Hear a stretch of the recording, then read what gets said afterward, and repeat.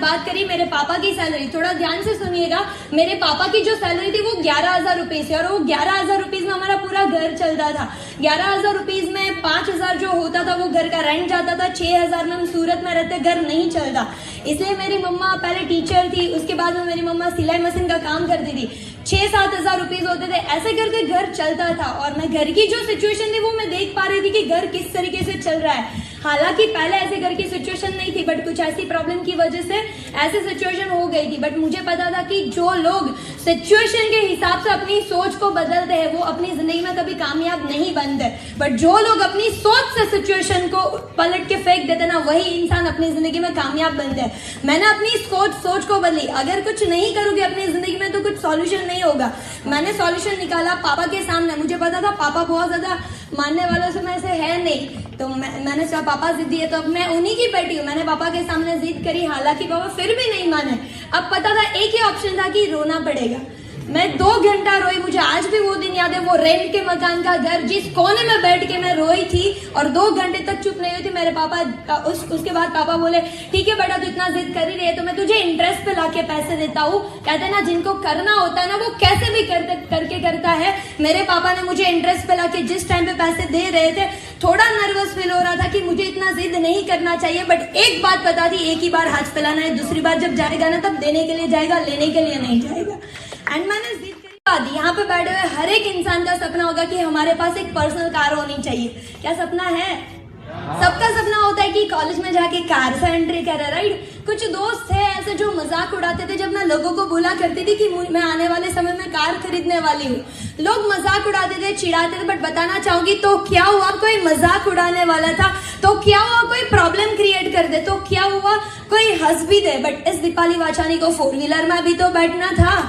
मैंने अपने आप के लिए छोटी उम्र में कार खरीदन, हकीकत में ऐसा ही हुआ।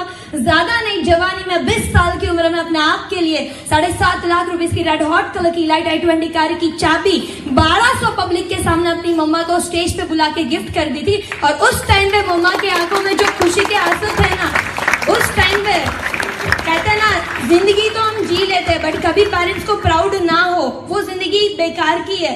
मैंने अपने मम्मी को उस टाइम पे मेरी मम्मा की आंखों में जो खुशी के आंसू थे ना, वो भी 7.5 लाख से कम नहीं थे। वो सारी कहते ना सिचुएशन तो चलने वाली है, प्रॉब्लम के बिना जिंदगी है नहीं, और जिंदगी है तो प्रॉब्लम है तो जिंदगी है। मैंने उस टाइम पे सॉल्यूशन लिया था और आज मुझे बताते हो बहुत से ज्यादा प्राउड होता है।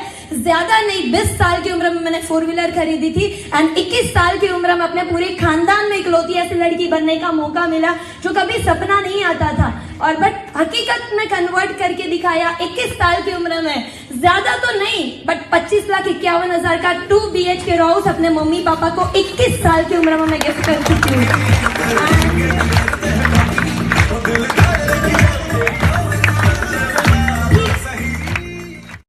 इतना कुछ करके दिखाया, वही पापा को आज अफसोस होता है कि मैं क्यों मना कर रहा था, राइट। बस मैं यही बताना चाहूंगा जिन्हें भी पेरेंट्स बैठे, अगर आप सभी लोगों का सपोर्ट एंड साथ रहा तो हम बहुत आगे जाएंगे। एंड एक बात बताना चाहूंगी, जब भी किसी परिवार में कोई लड़की का जन्म होता है लोग क्या बोलते हैं, कोई बताना चाहेगा? किसी भी परिवार में लड़की का जन्म होता है तो लोग क्या बोलते हैं? लक्ष्मी आएगी, ये अच्छा बोल देते हैं, बाकी क्या बोलते हैं? हाँ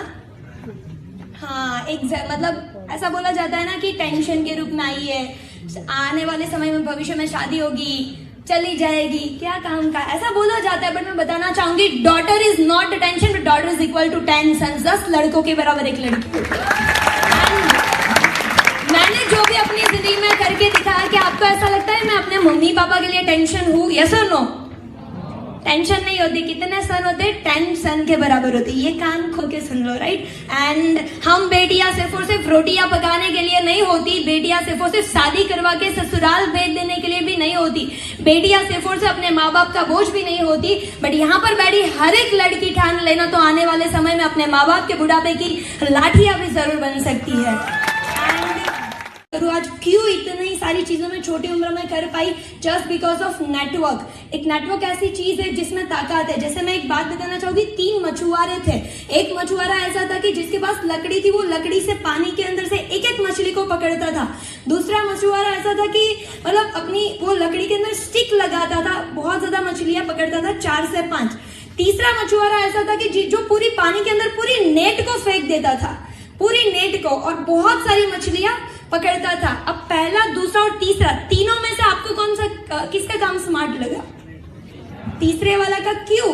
अब देखो, तीनों का काम तो सेम था, मछली पकड़ना।